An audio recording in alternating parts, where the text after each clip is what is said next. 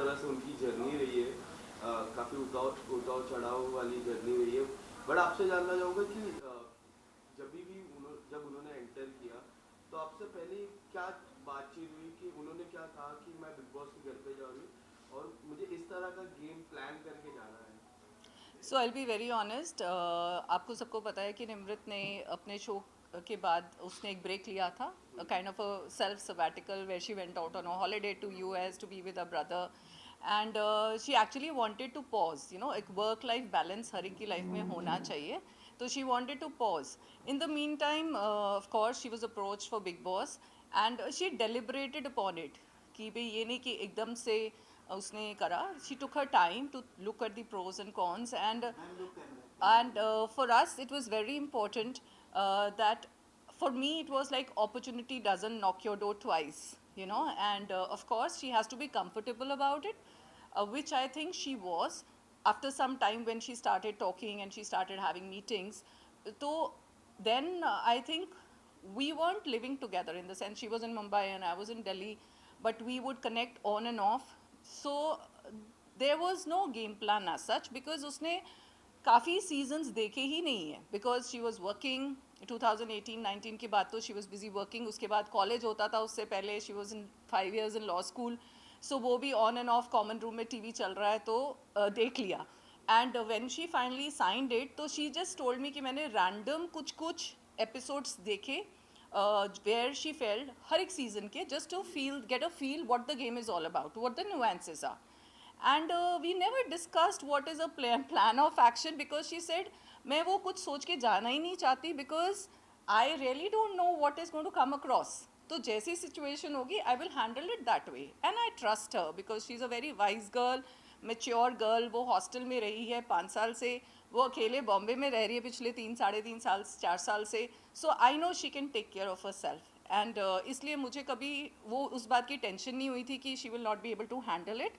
And as far as plan of action is concerned, honestly speaking, there wasn't any plan. कोई ऐसी बात है, कोई ऐसा टास्क जो आपको आपको लगा रहेगा कि निमृत ने काफ़ी अच्छा ये टास्क खेला है, कोई ऐसा टास्क जो आपको लगा रहेगा कि नहीं, निमृत ने 100% नहीं दिया है? आई डोंट थिंक सो, मुझे कोई ऐसा टास्क लगा ही नहीं कि उसने 100% नहीं दिया, because she is a fighter. Like मुझे उसको उसको देख के उसके कॉलेज डेज याद आ रहे हैं.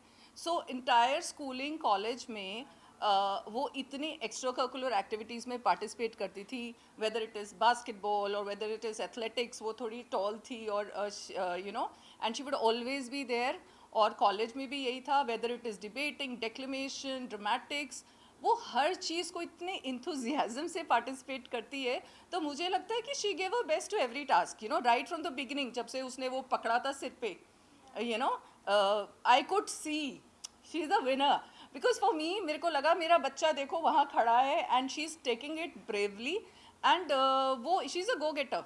मतलब उसमें कोई डाउट ही नहीं है कि मुझे लगता है कि वो कोई भी टास्क आता है, कुछ भी अपॉर्चुनिटी आती है, उसमें अपना बेस्ट देती है. कोई ऐसा मोमेंट जो देखकर आपको लगा हो कि वो काफी ज्यादा इमोशनल था या आप भी रो पड़ी हो कुछ मोमेंट देखकर? So I think we all know that Nimrita has never shied away from speaking about her mental health. और ये बात चैनल को भी पता थी. And before she went inside, इन सबके I think सब candidates के physical mental health checkups होते हैं.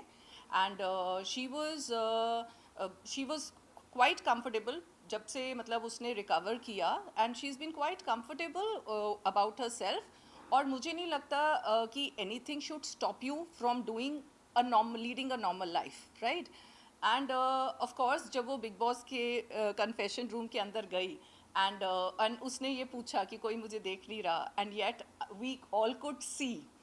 तो that was because that was the first time I think she came out and उसको कुछ डिस्टर्ब कर रहा था. और वो जब बिग बॉस से उसने कन्फेस किया, I think that was one moment because we were not prepared, what we didn't know what she was going through because there is no contact. So that was the first time when I felt ki you know, she is not feeling too bright. And somewhere I felt Big Boss handled it beautifully because उन्होंने सबसे पहले उसको बोला जाके friend से बात करो, because I feel ऐसी सिचुएशन में to come out and to talk about it, वो आपका मन हल्का हो जाता है.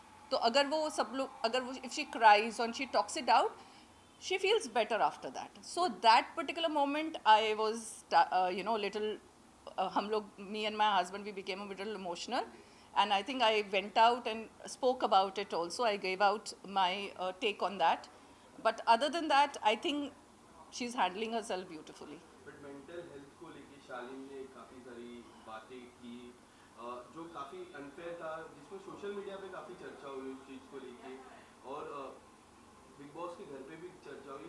मैम, मैं आपसे जानना चाहूँगा कि इस तरह की बातें कितनी अनफेयर हो जाती है किसी की भी मेंटल हेल्थ इशू को लेके। देखिए, I don't want to comment on कल क्या हुआ।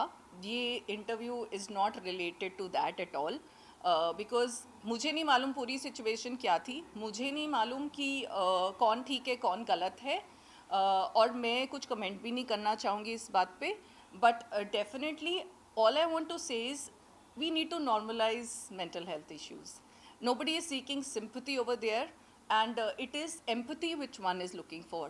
और मुझे जो घर के अंदर हुआ उस सिचुएशन से इतनी मुझे लगता है मुझे नहीं इफ़ेक्ट हुआ, बिकॉज जब उसको कुछ ऐसा होता है तो मैं लाइव फीड चेक करती हूँ, या मैं उसी शो में उसी एपिसोड में they showed that she was fine, तो that gives me the strength कि नहीं, शी इज़ हैंडल्ड इट। उस टाइम पे मोमेंट्री जो हुआ, but she is fine now. But definitely जब बाहर के लोगों के रिएक्शंस देखते हैं तो वो थोड़ा सैडनिंग लगता है, जब लोग बोलते हैं कि वो गेम के लिए कर रही है, शी इज़ सीकिंग सिंपैथी, या अगर उसको पता था वो अंदर क्यों गई, you know. So I that upsets me a bit, because I feel इतनी हम प्रोग्रेसिव कंट्री हैं, yet we are not normalizing it. आप देखिए, कोविड के बाद मैं भी एक स्कूल में हूँ और इतने सारे बच्चों उस चीज़ से सफ़र कर रहे हैं। All they are looking for is compassion, कोई सिंपैथी नहीं सीख कर रहा, और कोई जीना नहीं छोड़ देता। You know, if you have, she had recovered. And simple सी एग्जाम्पल है, अगर आपका कोई शोल्डर इश्यूज होते हैं, एथलीट्स होते हैं, मतलब I am just giving you small example, तो एथलीट का अगर ब्रेन भी एक बॉडी का पार्ट है, राइट एक एथलीट है, वो उसको बाद प्रॉब्लम हुई, कोई शोल्डर में प्रॉब्लम हो गई, वो उसका ट्रीटमेंट कराते हैं, वो रेस्ट लेते हैं, वो थेरेपी करते हैं, फिजियोथेरेपी करते हैं, यहाँ पे दूसरे फॉर्म की थेरेपी होती है, और उसके बाद फिर वो मैदान में खड़े हो जाते हैं, राइट। लेकिन अगर उसी जगह पे बार बार इंजरी होगी या उस सिचुएशन, मुझे लगता है बिग बॉस का घर ऐसा है कि वहाँ पे सबका इमोशनल ऊपर नीचे हो रखा है, बाकी कंटेस्टेंट्स का भी हो रखा है, बट बिकॉज उसको उस जगह पे पहले जैसे इंजरी हो रखी है, तो वो थोड़ा सा डिफरेंट वे से वो रिएक्ट करती है, और वो इस बात का शेयर कर रही है सबके सामने। सो मुझे अंदर जो घर के हो रहा है, I have no qualms, I am nobody to जज एनी बडी। जो बाहर रिएक्शंस आते हैं उससे मुझे लगता है कि हम as a country are we ready to accept that mental health is normal. मुझे ये लगता है कि I think it takes a lot of courage. She's got inspired by Deepika Padukone. She came out and spoke about it. So जब निमृत को ये problem हुई थी, वो भी बोल सकती थी मैंने ब्रेक लिया। She convinced me कि मामा I need to come out because what I went through, I just want to voice it so that other people probably have the courage to voice it. So अगर हम कहें कि सब कुछ hunky डोरी है just because कोई नहीं बोल रहा, doesn't mean कि हम में से किसी ने वो चीज़ सफ़र नहीं करी at one point of time. So I just feel that बाहर जो लोगों का नज़रिया है या एक you know outlook, we need to change that and stop judging people, you know, stop judging people because of this. काफ़ी सारे फ्रेंड्स उन्होंने बनाए, बट मैं दो फ्रेंड के नाम लूँगा, एक अब्दू और शिव ठाकरे। ये दोनों के साथ जो फ्रेंडशिप है, एक डिफरेंट लेवल की फ्रेंडशिप है। आप किस तरह से देख रहे हो मैम उन दोनों की friendship? I think it's a beautiful and organic friendship. Frankly speaking, अगर हम मुझे वो रिलेट हो रहा है कि जब आप बच्चा कोई हॉस्टल में भी जाता है तो आप अपने अकॉर्डिंगली आप अपने फ्रेंड्स बना लेते हैं, और it's a beautiful relationship. And I think not only that, हर एक का हर एक के साथ डिफरेंट वे से एक एसोसिएशन रही है।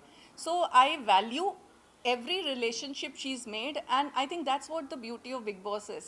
You know, strangers come together with different personalities, और आप सब एक दूसरे को जानने की कोशिश करते हैं। मुझे लगता है मैं जो शॉर्ट्स और बाइट्स को ज़्यादा इन्जॉय करती हूँ, जो मसाला मोमेंट्स होते हैं, बिकॉज उसमें आपको एक यूनिकनेस दिखती है। प्रॉपर एपिसोड के अलावा लोग एक दूसरे के बारे में अपने बारे में शेयर कर रहे हैं. सो निमृत ने शेयर किया अपने स्कूल लाइफ के एक्सचेंज प्रोग्राम के बारे में, या she shared about she is been an army officer's daughter.